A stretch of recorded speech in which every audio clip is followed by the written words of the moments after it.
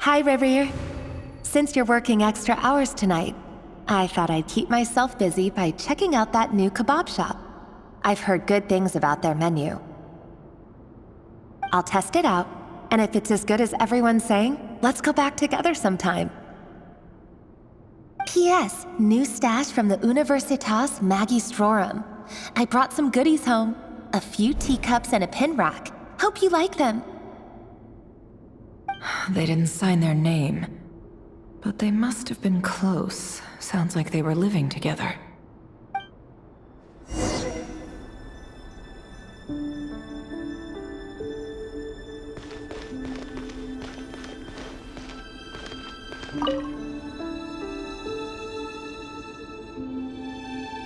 I went over to Joseph's for drinks today. They have a fine collection, but I went alone. Felindis was tied up with something and couldn't make it. Joseph asked why I came alone, but I didn't really have an answer. He then went on to ask about other things. If you ask me, someone who asks that many personal questions is too nosy for their own good. But if he invites me again, chances are I'd still go. Felindis. That's the same name Rerir mentioned. Crane imports keep falling. If things don't pick up, we'll soon be back to meat and mushrooms only. Honestly, I'm not a huge fan of that new type of mushroom everyone's been into lately. Didn't it start out as a lab-grown variety? I heard it's even mildly corrosive. Seriously, why would you even eat something like that? I don't care if it's an impressive feat of alchemy. That just isn't the kind of thing I like to eat. Grain has to be imported, and they're eating a diet of mostly meat and mushrooms. Could it be because Conria is underground, so it doesn't get much sunlight? That would explain why they use so much stone in their buildings.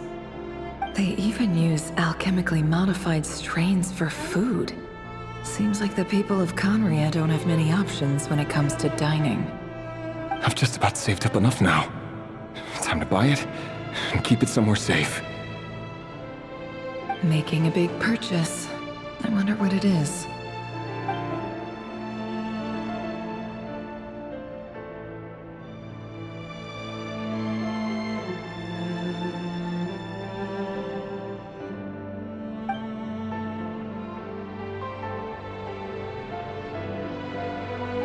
He really is a professional.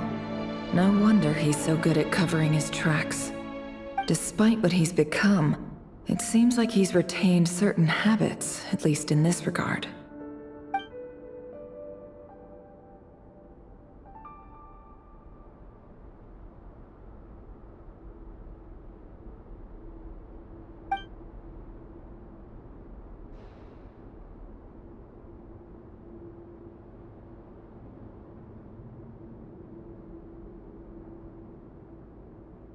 Did Rerir rip it out himself?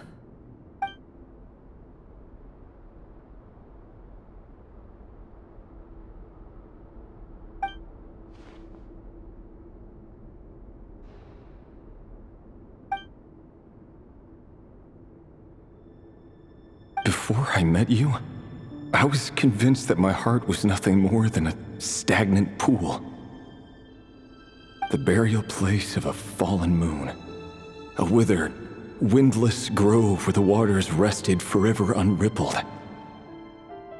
It was you who helped me see that my heart hadn't entirely withered away. That it could still beat to the rhythm of love. This is just trivial sentimentality from the looks of it. Why would he go to the trouble of hiding that? The burial place of a fallen moon.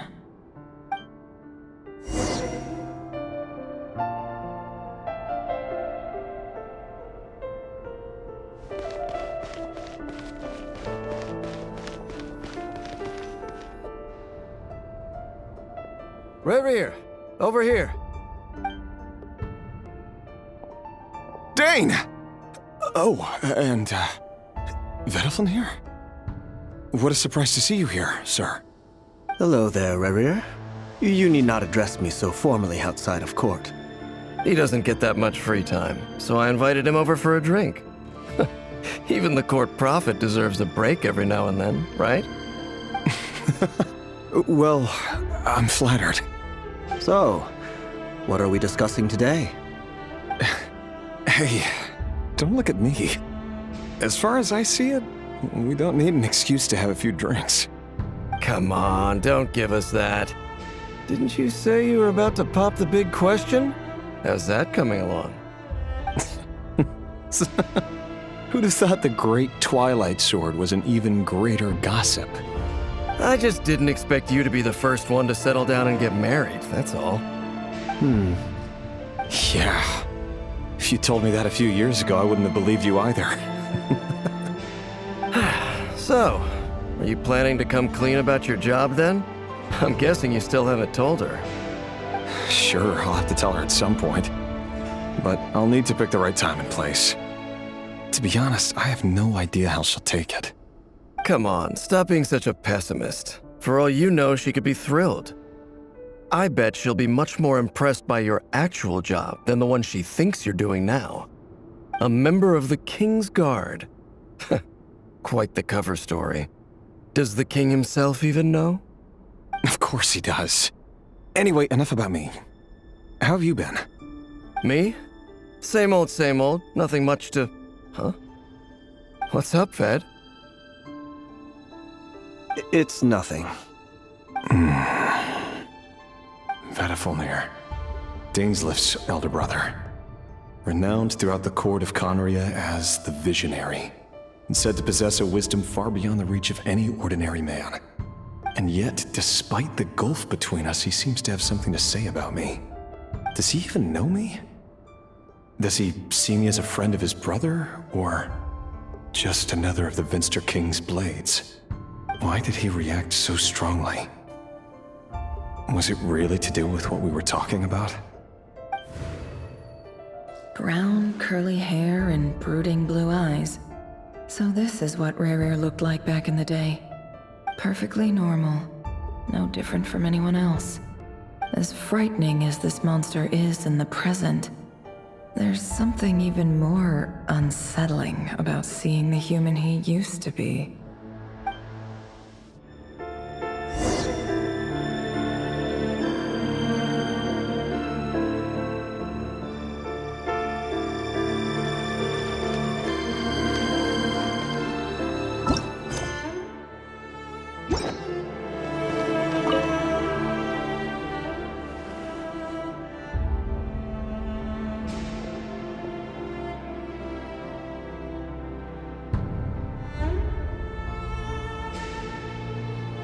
Philindus?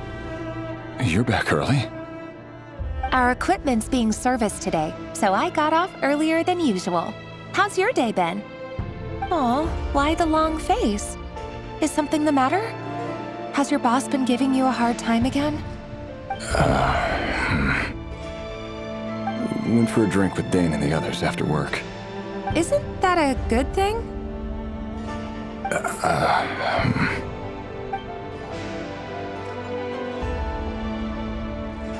Vedifulnir showed up today, too.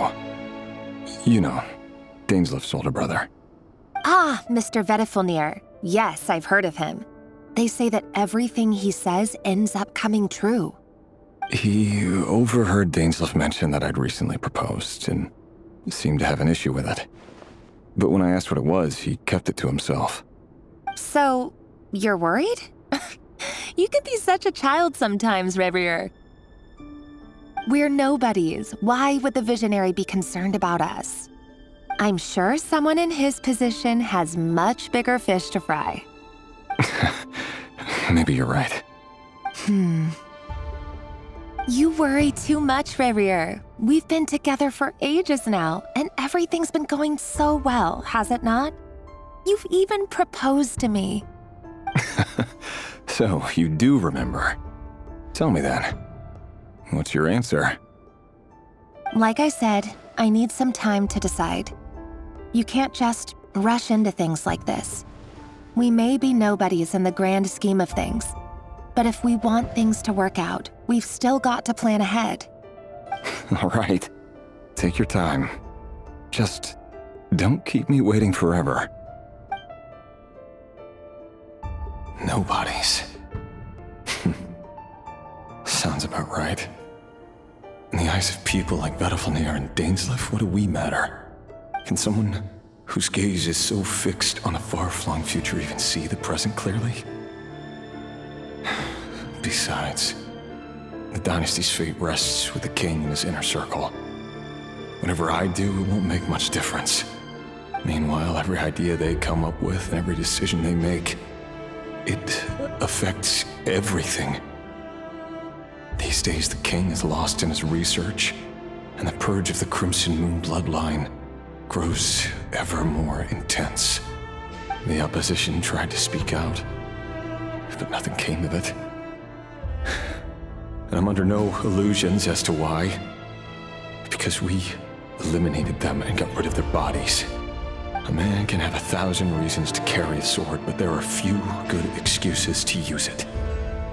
Yet the king has never even considered a gentler approach, and he never will. What becomes of someone who kills on another's behalf? Can he ever find true peace?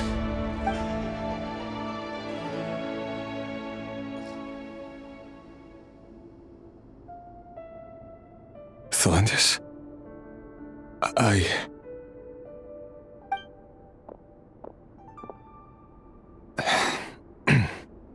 It's nothing. You were right. Fate has never smiled upon nobodies like us. But by the same token, it's unlikely to bear a grudge against us either. There's no reason we can't keep living happily together, cherishing the simple joys of each day as they come. See? You just need to stay positive, Revere. I can feel your warmth, your breath. You're right there, right by my side. Just seeing you makes me happy in a way I can't explain, and that's something that no one could ever take away from me. So smile, my love. Let go of that frown. You're right, Thelindis. I've just been overthinking things. That's better. Getting caught up about things like this will only ruin our evening. Speaking of which, all set for the ball tonight? I need to go get ready. You go ahead. I just have a few things to take care of, then I'll come join you. Even busier than the big shots, huh? Fine, I'll go get started. But don't be late. If you keep me waiting too long, I won't be a happy bunny. Relax. I'll be there. Seriously, though, you drive a hard bargain. You're really gonna leave my proposal hanging and still expect me to take you to the ball? Well, that goes without saying. I already told everyone I'd be coming with a dance partner. Besides, they're two completely different things. Let's take it one thing at a time, all right? All right. White outfit it is. It seems like Rerir was deliberately hiding his ties to the intelligence services by giving the impression that he was just an ordinary member of the Venster King's Guard. He clearly doesn't want his would-be fiancé to know about his other life. Then again, that's hardly surprising. People in the intelligence trade rarely do. Who'd have thought we were in the same line of work? Let's dig a little deeper.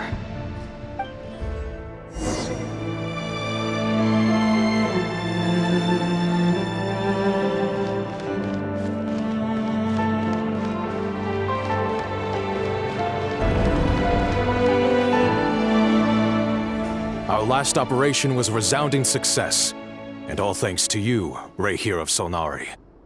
In total, we apprehended 32 dregs of the Crimson Moon, and 67 accomplices. After all these years since the dynasty's fall, so many of them still linger on. Indeed, it cannot be denied. Yet it was destiny that the Crimson Moon should be overcome by the eclipse, and that His Majesty, the all-seeing Venster King, now guides our nation on the path to prosperity. Conria has no further need for a dead moon. But alas, there will always be those who refuse to see the truth, choosing instead to romanticize the past. That's not entirely true. Much about the Crimson Moon era was worthy of remembrance. And that's exactly why they keep trying to see it restored. Many of its secrets remain unsolved to this day. As it happens, that's precisely the field of study my partner is devoted to. You still haven't told her what you really do for a living. Where would I even start? How do you tell someone that you're one of the king's hand-picked executioners? That your hands are steeped in blood? You didn't choose this life, any more than I did. Orphans like us don't get a say. But I'll sure as heck be the one to pay for it. Speaking of which, we need to be more rigorous in the way we identify direct descendants of the Crimson Moon. Someone, it seems, has strong opinions about my future plans. Most likely my marriage in particular. I have a feeling that we may soon become targets of the Crimson Moon's retribution. Your concerns are not unfounded. They've taken out many of our colleagues these past few years, and for that very reason. These are no helpless lambs we're leading to the slaughter. They're wolves in sheep's clothing. Take care, Rehir of Solnari. I look forward to toasting you at your wedding. Thanks, Thorkel. You look after yourself, too.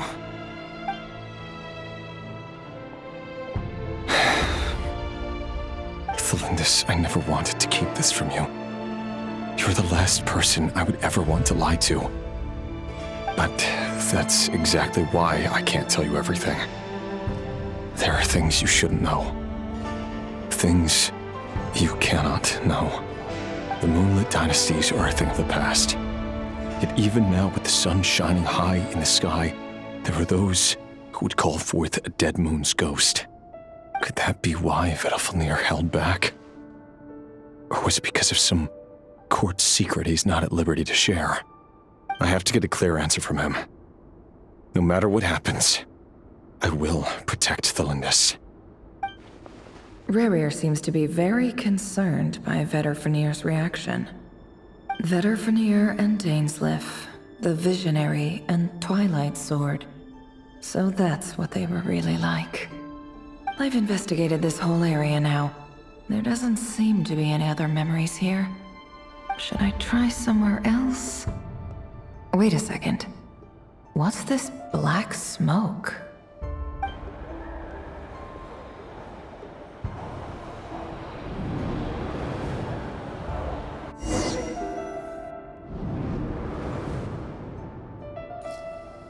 So, he's late after all. Just you wait, Rerir. You're in for it. Big time. Are you waiting for someone, ma'am? Could I tempt you into buying some flowers? Oh, sure.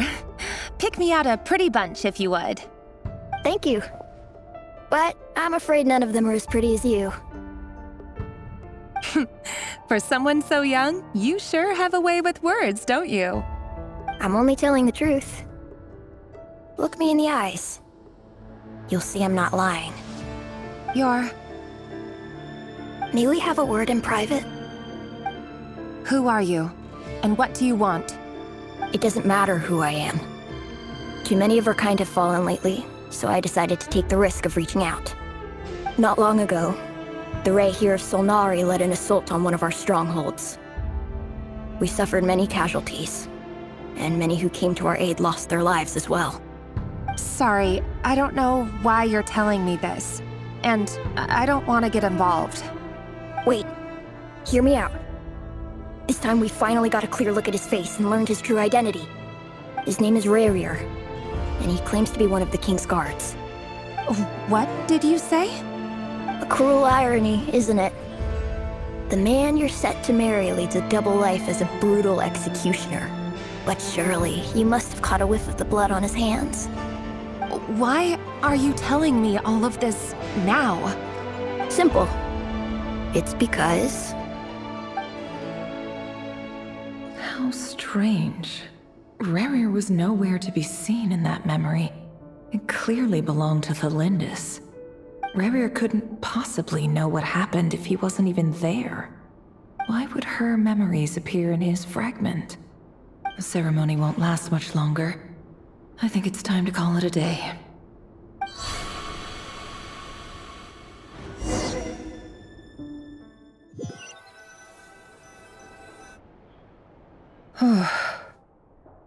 So that was your doing?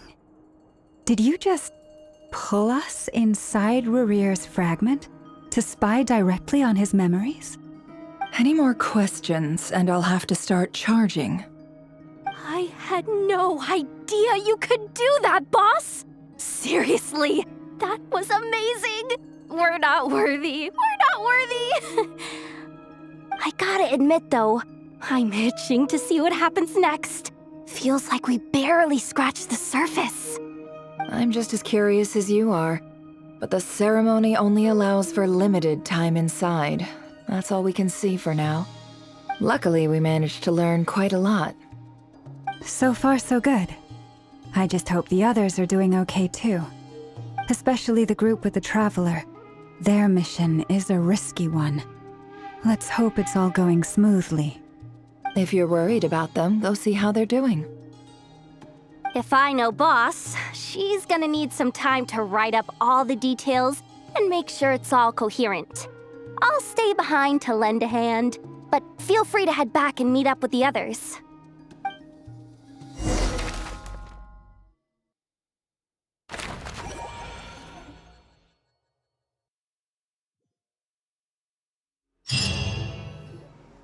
Oh, they've been prowling around for nearly 2 days now. These things just won't quit. Oh, they might not have seen us yet, but them constantly sweeping the area, our way out is completely blocked.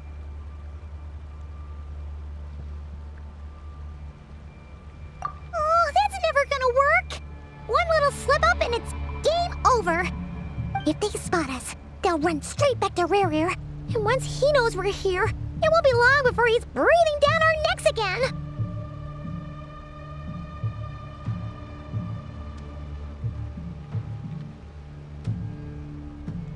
Oh, guess you're right.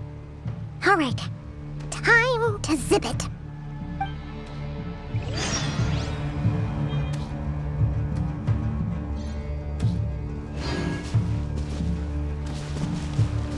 Quick, hide! We almost got spotted.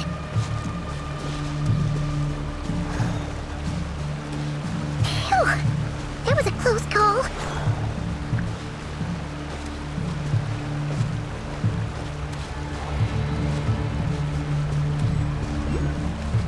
Watch out! It's coming this way! Keep going. We're nearly there. This is the final hurdle.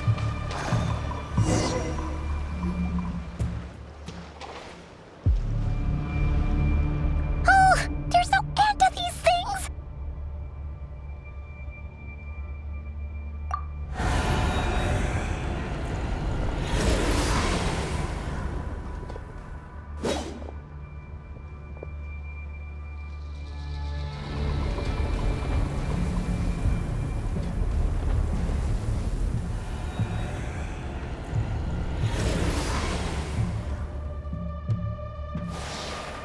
Fire.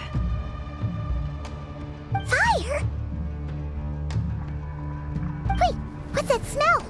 Oh no, there's a fire!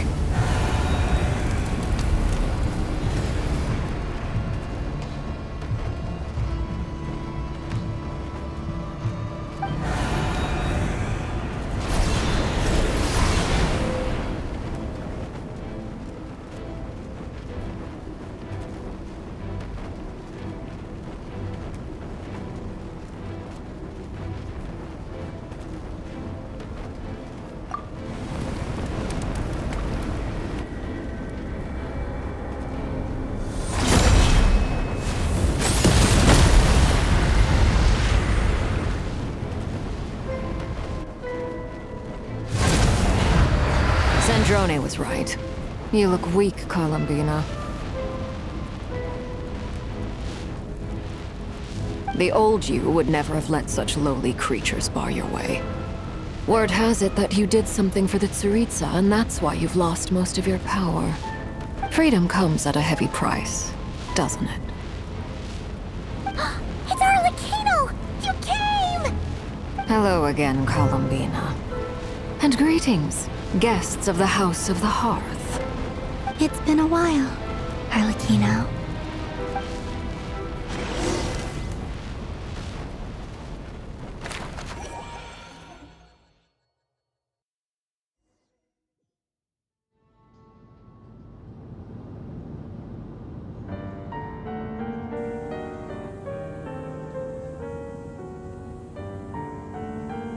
stupid right here of stupid Solnari. Ugh, whatever. I've got all the data I need. Next time we meet, you're finished.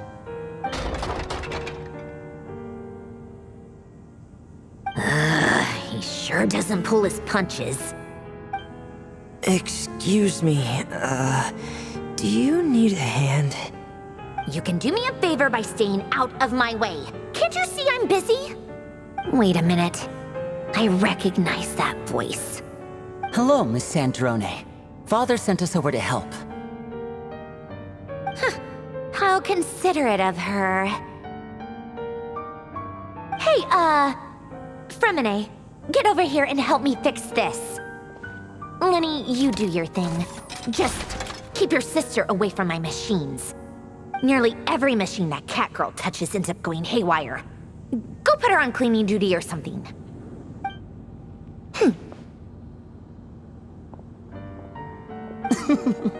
Then let's start downstairs. Fremine, we'll leave this place to you. You've got it. Wait a second. Pretty sure there's still some tea in the cupboard. If you want some, you'll have to make it yourselves.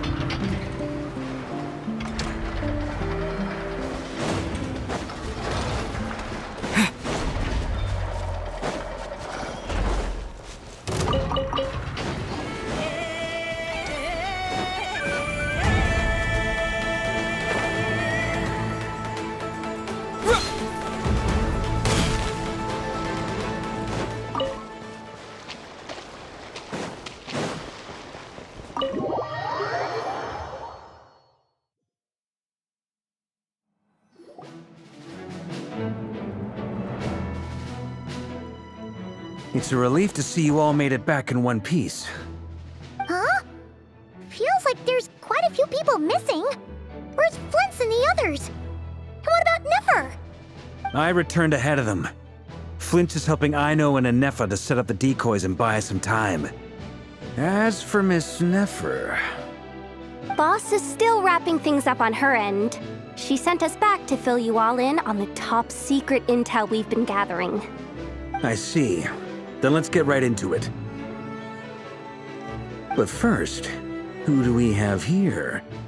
You brought someone else in to help? Greetings. I was invited here to help as a longtime Tea Party companion of Columbina's. You may call me Arlecchino. Surely it can't be. Those eyes. Oh, where have I seen them before? Wait, of course. In those memories we just saw. The only Arlecchino I know is the fourth of the Fatui Harbingers. So either you share a pretty uncommon name, or you're more than just a Tea Party buddy. You are well informed, Grandmaster. A man from Mondstadt living all the way out here in Nodcry, and yet the people and affairs of Snezhnaya seem to hold a special place in your heart. Oh, the feeling's mutual. Sounds like you know all about who I am, too. A Fatui Harbinger. The atmosphere in here just got really tense. Guess we can't just start trusting Fatui Harbingers, even at a time like this. I must admit, though, I'm a little curious. Seeing as the Moon Goddess no longer belongs to the Fatui, what makes you so willing to put your neck on the line here? Nor does Nodcry belong to Mondstadt, Mr. Varka. Yet still, you're fighting for it all the same. Things don't always have to have a tangible payoff. Sometimes, stopping things from spiraling out of control is a higher priority than chasing the spoils of victory. Of course, I can't say there's nothing in it for me at all. But that's between Columbina and myself.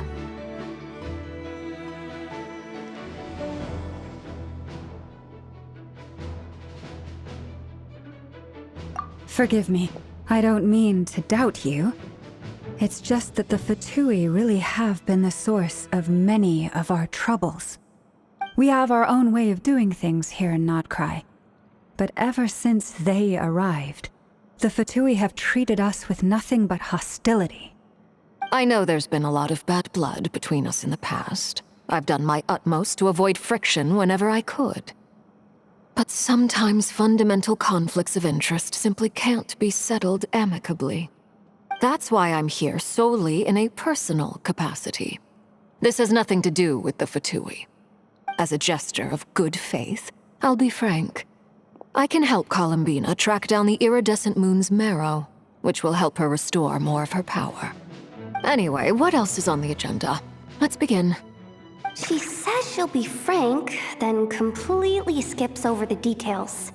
Looks like she doesn't want to give away too many secrets after all. But she clearly wants to change the subject. It'd be awkward if I tried to bring it up again now. I guess we'll just have to go along with it. She's the fourth of the Fatui Harbingers after all. One look and you can tell she's not someone you'd want to mess with.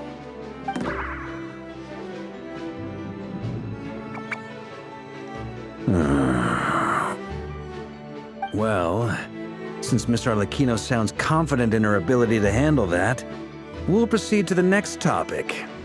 Yehoda, time to share that top-secret intel. Alright, listen up everyone. First, we now know that Rerir was originally a Conrian secret agent whose primary mission was to hunt down and assassinate the so-called Dregs of the Crimson Moon. The Dregs of the Crimson Moon? Mm-hmm. In the memories, there was a lot of talk about the Crimson Moon and Eclipse, and a whole bunch of other stuff from the time of Conria. To my knowledge, those were the names of two different Conrian dynasties. Long, long ago, it is said that the people of Conria worshipped the Crimson Moon, drawing a mysterious power from its reflection. But one day, a coup saw the Crimson Moon eclipsed, hence the name of the new dynasty that replaced it, and how it became the new emblem of Conria. Still, long after the Crimson Moon dynasty had fallen, the last ruler of the Eclipse dynasty, the Vinster King, still coveted the secrets it left behind. So, he sent the Rehir of Solnari to secretly hunt down the Crimson Moon's few remaining followers. In those days, Rerir showed no signs of madness. In fact, he was as normal as any other person. Oh, and he had a fiancé, or at least a would-be fiancé, called Tholindis. What's the matter?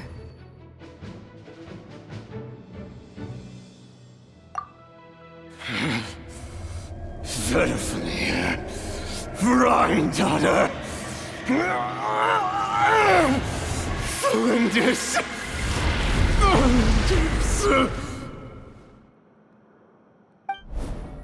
Interesting. Anything else? What about this would-be fiancé of his?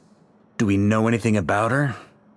Well, she was a researcher at the Universitas Magistrorum, but it felt like she was hiding some kind of secret. Oh, and one more thing. For some reason, Rerir's fragment also contains some of Tholindis' memories, though only a very small portion.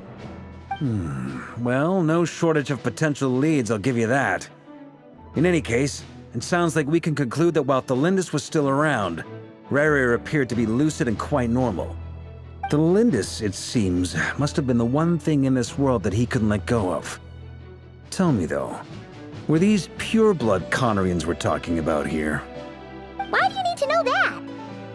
Hold on. If she was a pure-blood Conrian...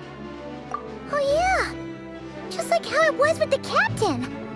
If we could somehow find her, do you think there's any chance Rerir might regain some of his sanity? It's possible. but it would take a miracle.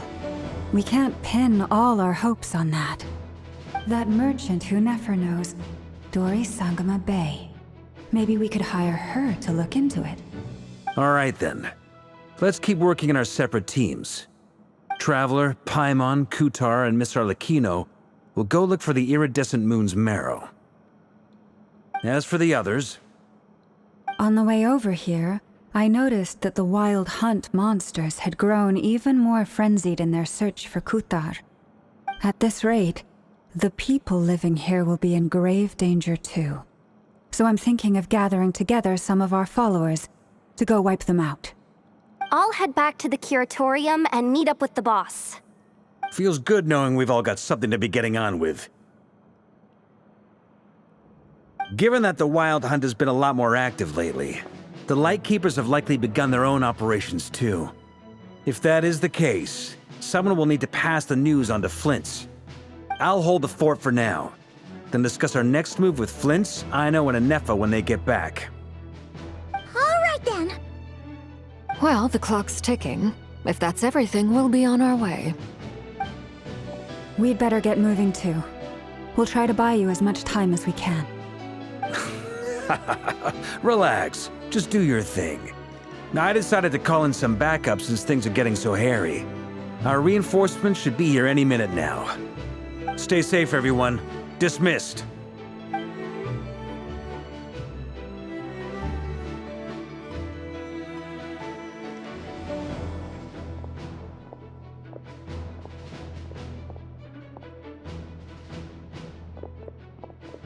We're back.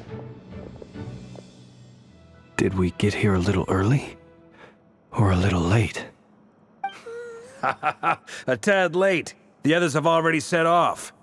To summarize, our resident moon goddess has found us a new ally, and Boss Nefer has uncovered some promising info.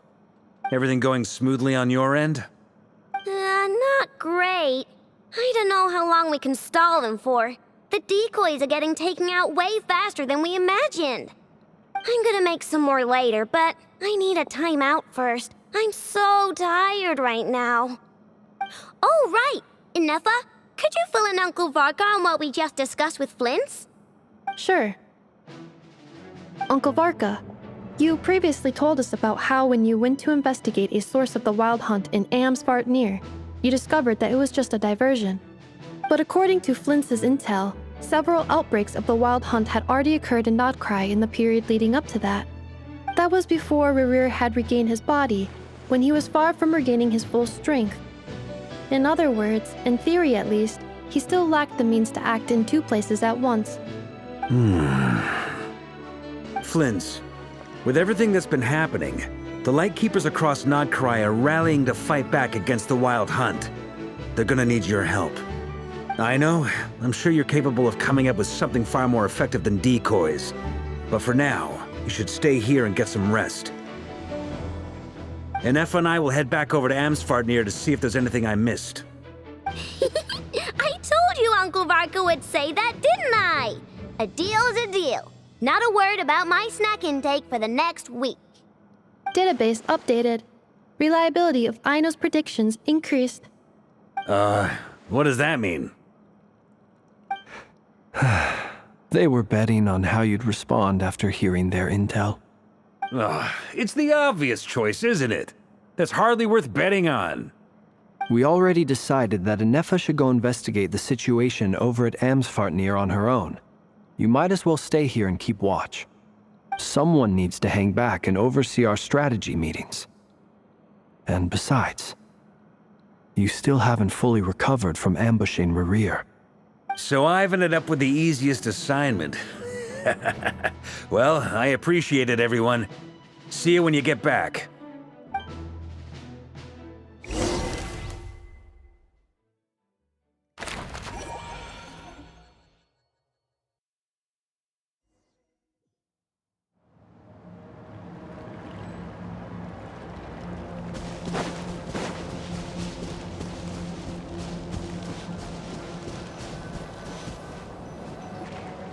Here, this will serve as a good spot to cross over.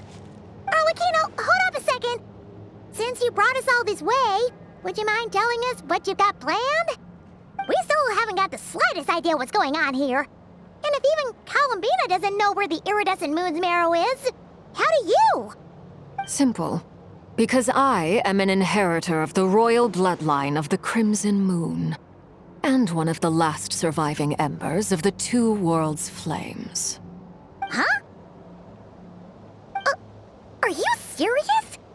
Isn't you're a descendant of that Crimson Moon dynasty we were just talking about? The one from ancient Conria? Your surprise is understandable.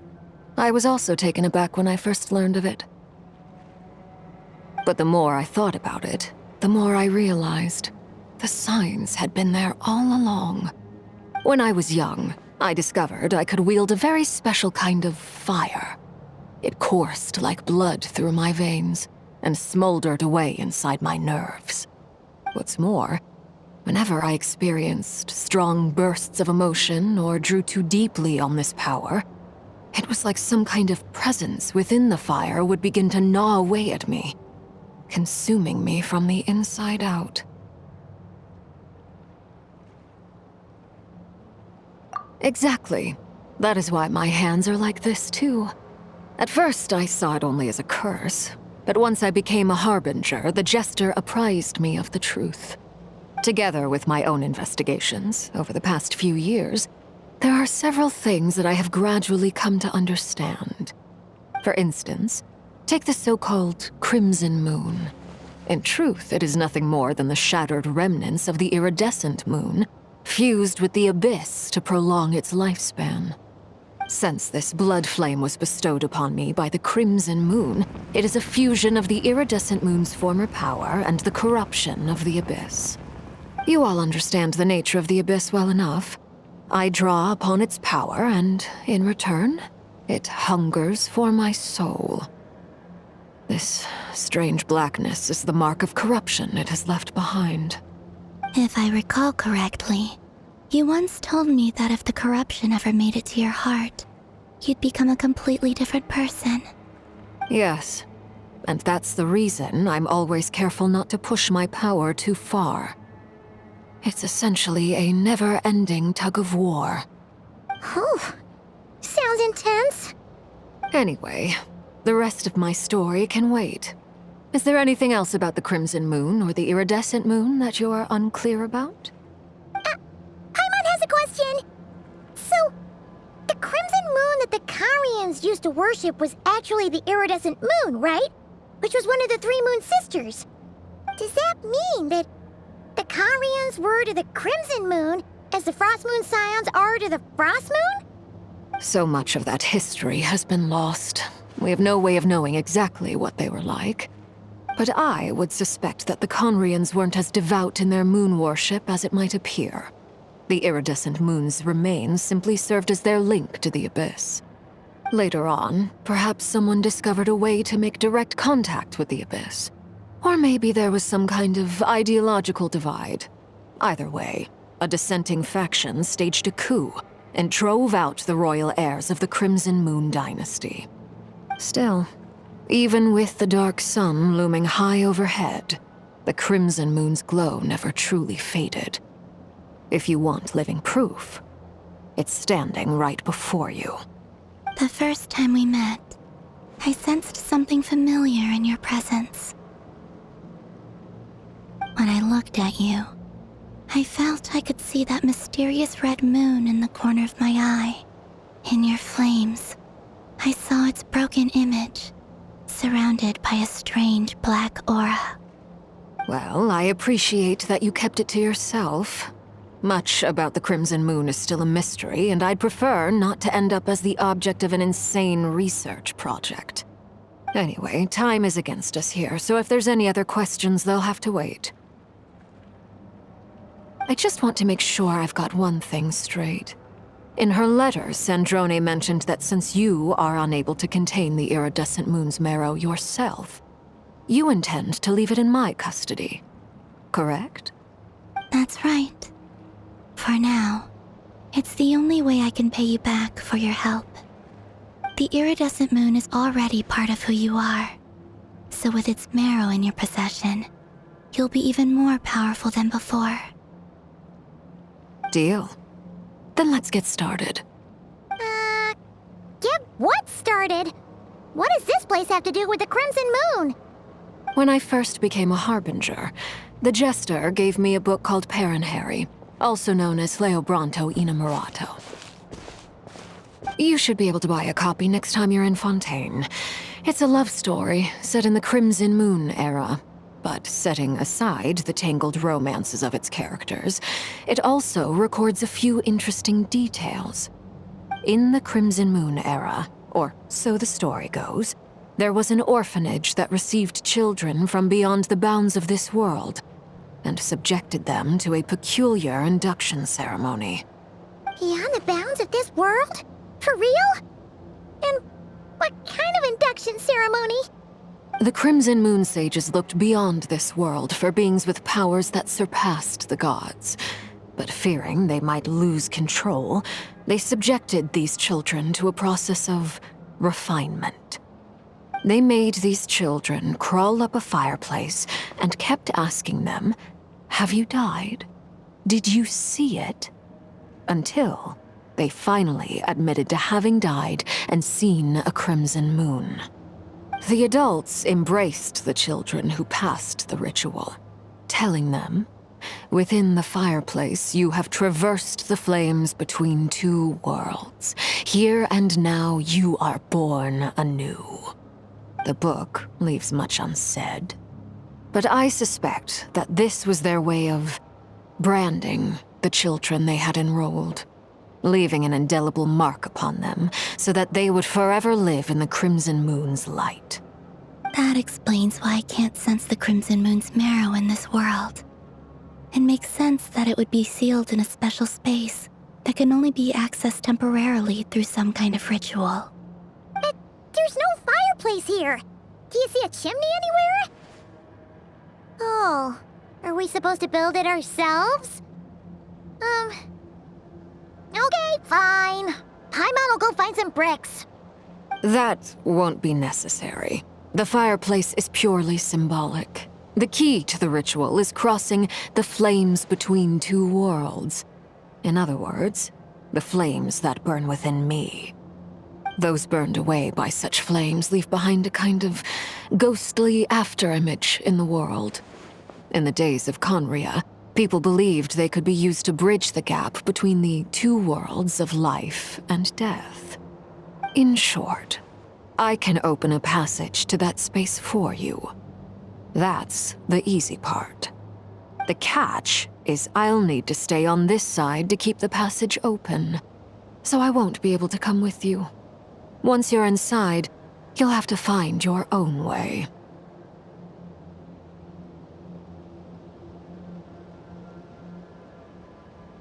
Very well. Then I'll open it up. Traveler, spare me a little more moonlight if you would. I may need it.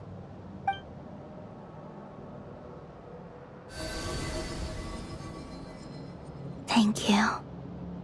I feel like I've recovered some of my strength now. It should be enough to move us across short distances and confront whatever dangers might await.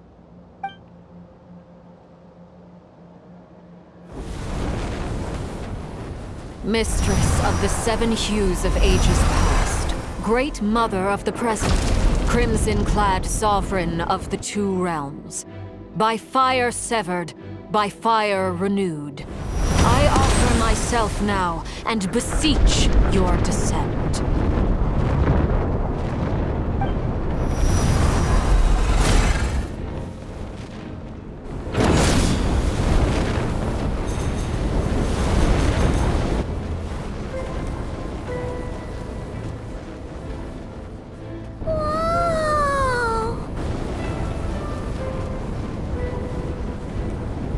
One word of advice. As you're crossing over, no matter what voices you hear, do not answer. Got it! I sense a sinister gloom inside, but also the familiar light of the moon. I feel that I am about to meet an old friend who has changed beyond all recognition. All right.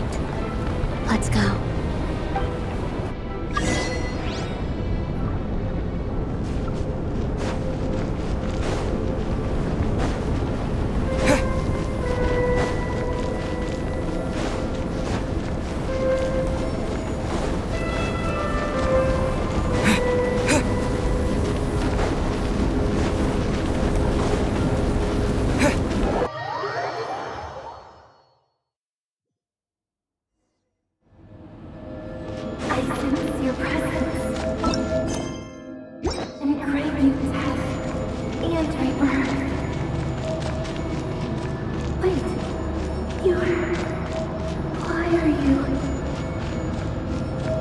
You have crossed over from another world, transcended fate itself. I have no right to.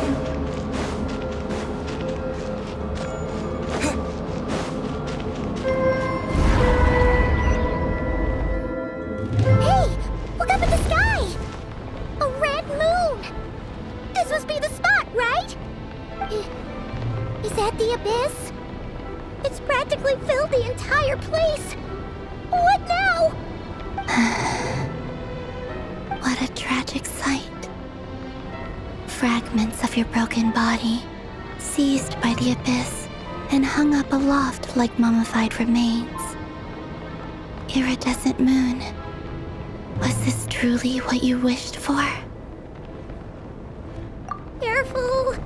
There's something spooky about this place. Feels like something is lurking in the fog. Haimon's right behind you. Whatever you do, don't run off without her.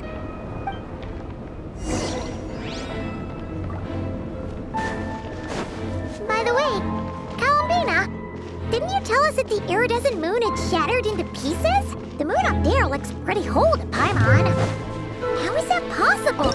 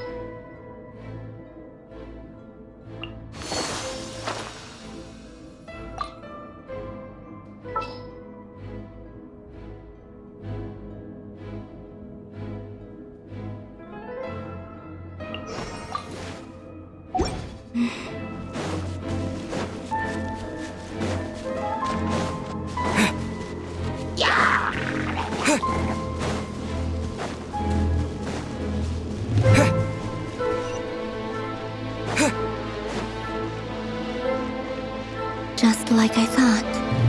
It was only a facade.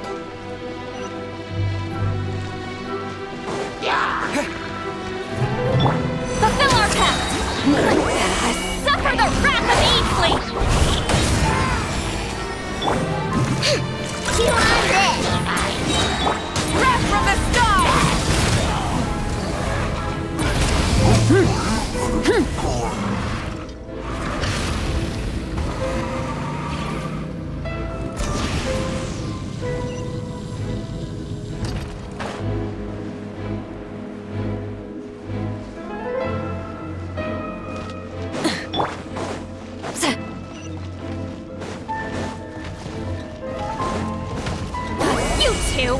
Time to end them!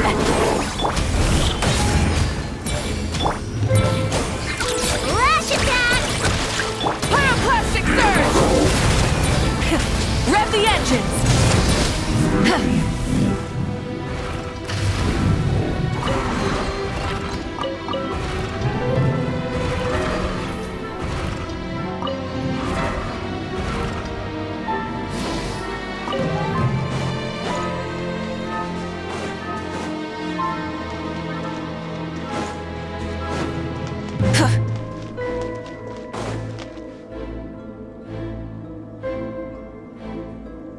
Huh?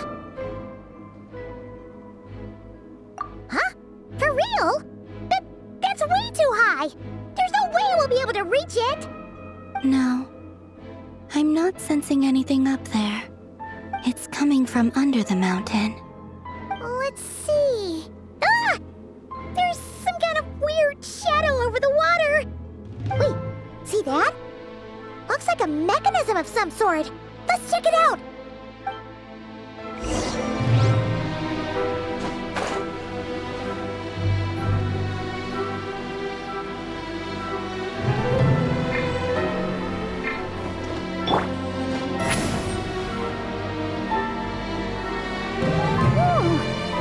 Looks like a device from the time of Karia.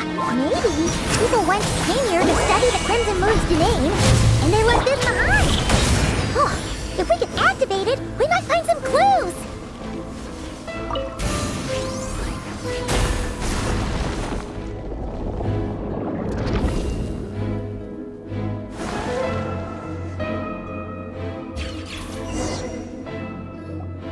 Hey! Look at that! Now that the mechanism's running, the shadow in the water looks different! Do you think these mechanisms might be the key to unlocking the secret? Let's try to find more of them! Felindis, we'll leave the rest of the research in your hands. We'll be heading back now. I hope this isn't ruining date night. Ugh. Mind your own business. Just leave me some snacks on the table. Felindis? Is that Rere's girlfriend? How come we're hearing her? Oh, yeah. So, do you think she was studying this strange space all along? The Abyss has made this space extremely unstable. Maybe that's why some of the things she said and did were preserved here. Like echoes. Or after images. Whenever I see this view, it takes me back to a poem from my childhood. Waning moon, oh lifeless damsel, weeping on the mountain crest. Mourning still in wistful tone, her fragile soul now laid to rest. For me, of all people, to be here investigating the mysteries of the Crimson Moon space, is it a coincidence or something more?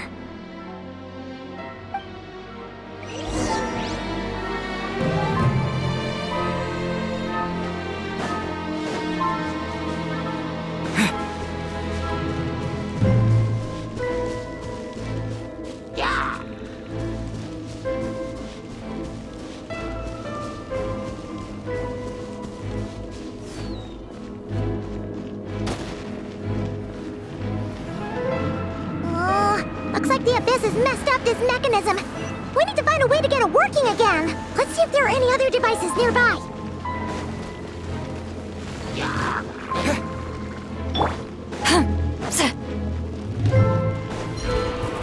Fulfill our pact! Show no mercy! Eat Lolene! Eat Papa! Get... Look! Rainbow!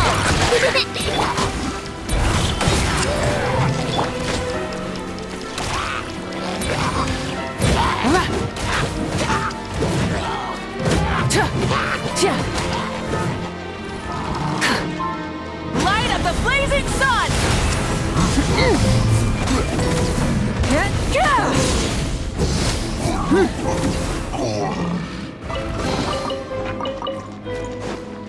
Light it up!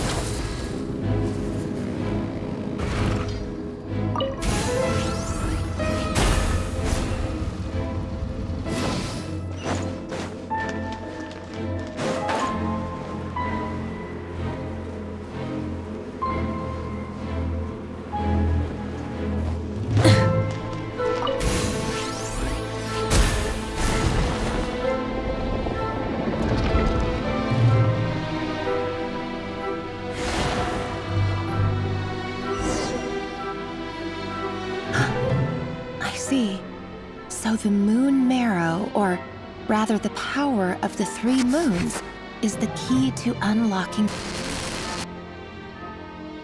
If it really does exist, then maybe this madness can finally be put to an end.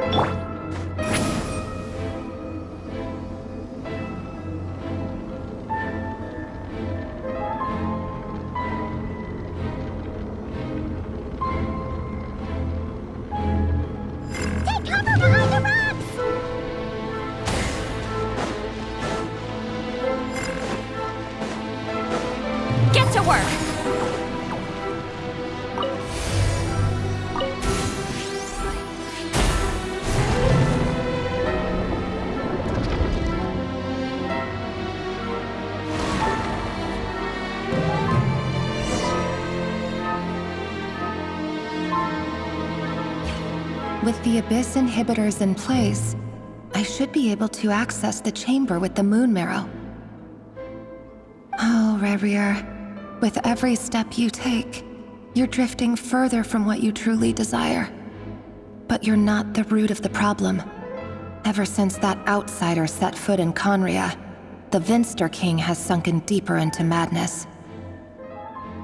If only I could get my hands on that outsider.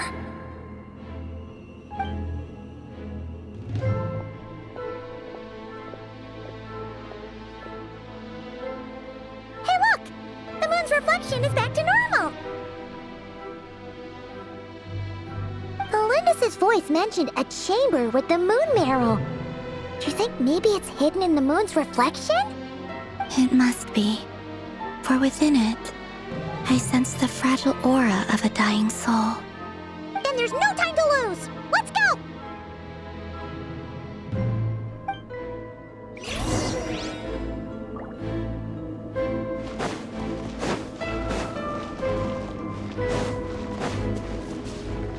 Show no mercy!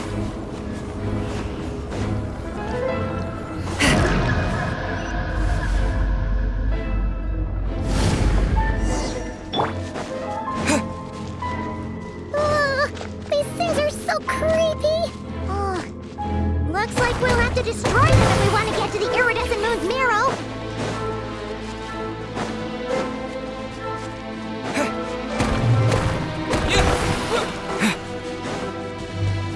That must be the iridescent moon's marrow! Oh, we'll need to destroy these things before we can reach it!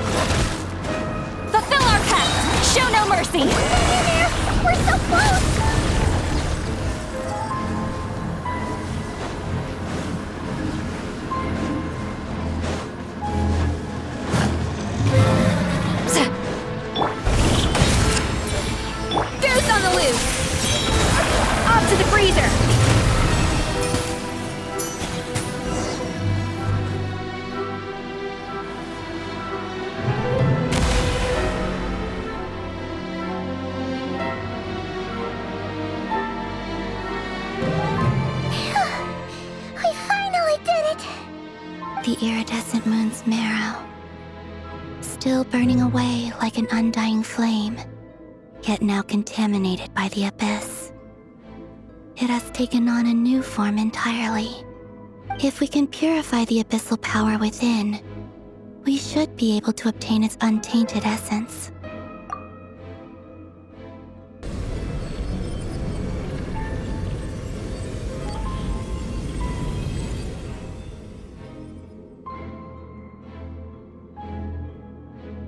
It's so cold.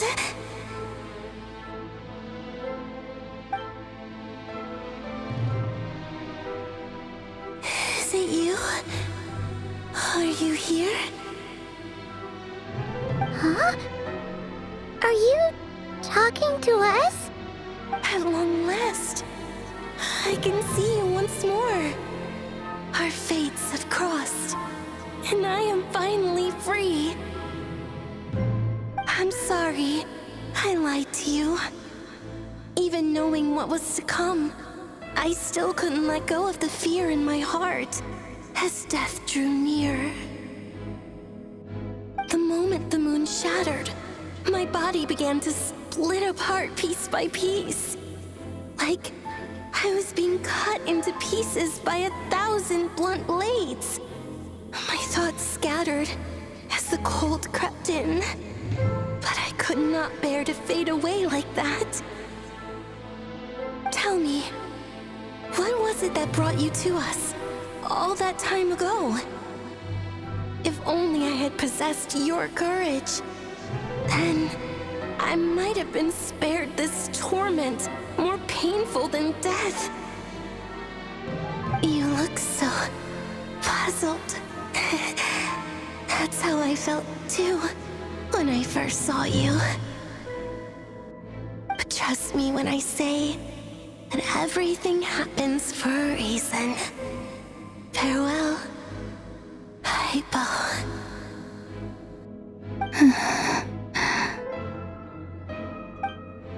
What was that all about?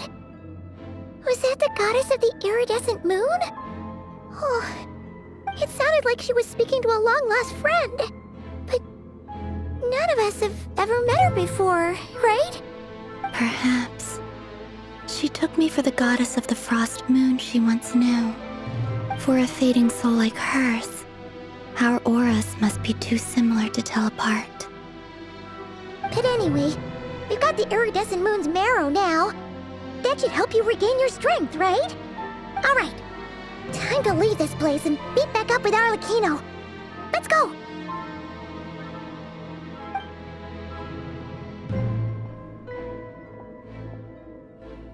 That's odd. This place looks different than when we came in. Waning moon, Huh? oh lifeless damsel. Oh.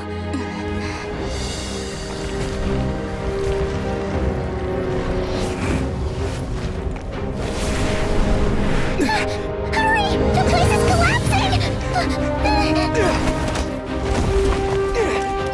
It wants to trap us here. Who's it? The abyss? Now we've taken the moon marrow. All that's left here is a dark will. It will show us no mercy. Give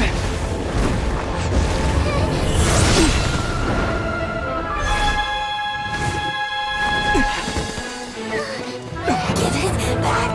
The crimson moons! My marrow! My heart!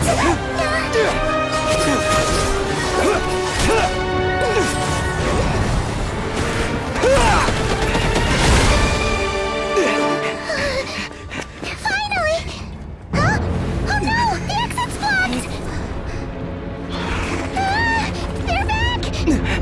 Now what do we do? This is where you fall. Witness my rise. Hey, What are you waiting for?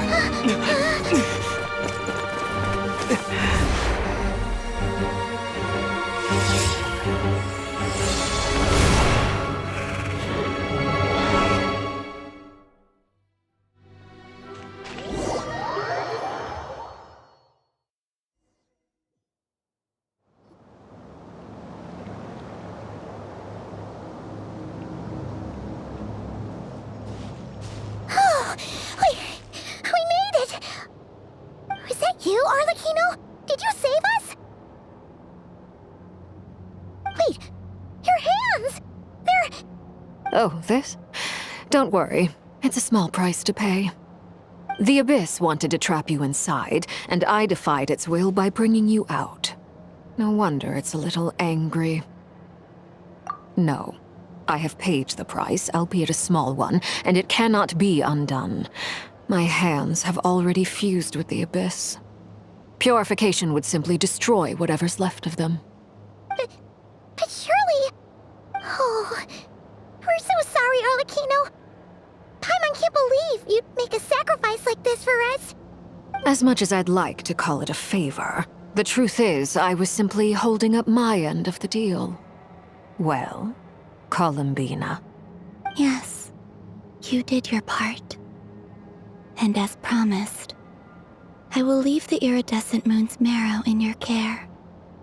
From this day forth, may the two worlds' flames burn ever more brightly.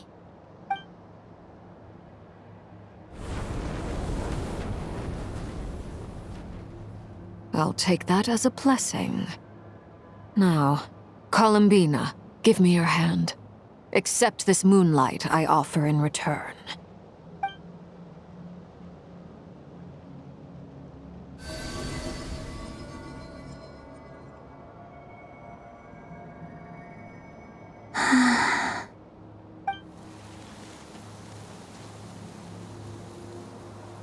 Feeling stronger? Hey, Columbina! Are you okay? I'm fine. Our powers are a little at odds, that's all. By the Frost Moon's authority alone, wielding the power of the other moons was always going to be a stretch. Still, I think it's fair to say that your strength has returned, at least to the level it was at as Third Harbinger. It's still not enough. There's no way I can hope to challenge Rayrier like this. Just one more ray of moonlight, if you would. It's okay. I can take it.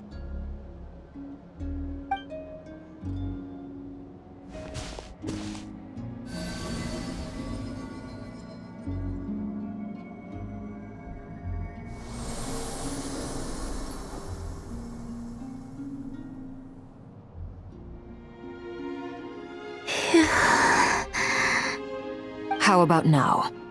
Fighting fit? At the very least, I won't have to stay hidden like before. I want to see him gone from Not Cry. The Ray here of Solnari and his wild hunt must be sent back where they belong. Well, it's good to have something to aim for. You certainly seem more alive now than you did earlier. When I first met you, you didn't strike me as a ray of moonlight. More like a wisp of fog drifting in from who knows where, ready to scatter at the first sign of a breeze. But now, you're full of vitality, just like the Frost Moon, once the brightest of them all. May you keep shining, Columbina. This is who you are. Thank you. Look after yourself too, Arlecchino. I know you have plans of your own, and that's why you're always seeking to grow stronger. But whatever you're after, don't let the Abyss take a hold of you. I do not wish to see you go down the same path as Rayrier. I appreciate the concern, Columbina. Although perhaps it's time you took a new name. A new name? Kutar, the Moon Maiden, Columbina. They're nothing more than code names. They describe who she is and the roles she's played, but they're not her real name. We often use code names in the House of the Hearth, too.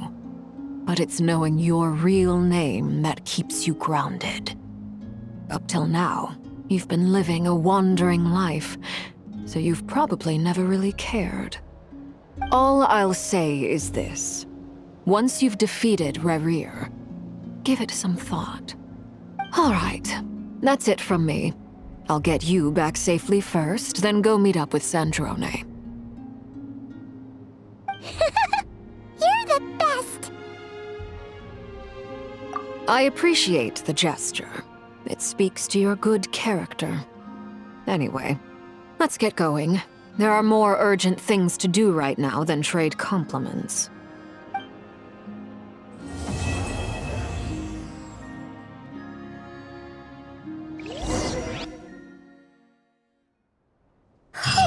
It was a close call, but we got the iridescent moon's marrow and restored Columbina's strength, and that's all that matters.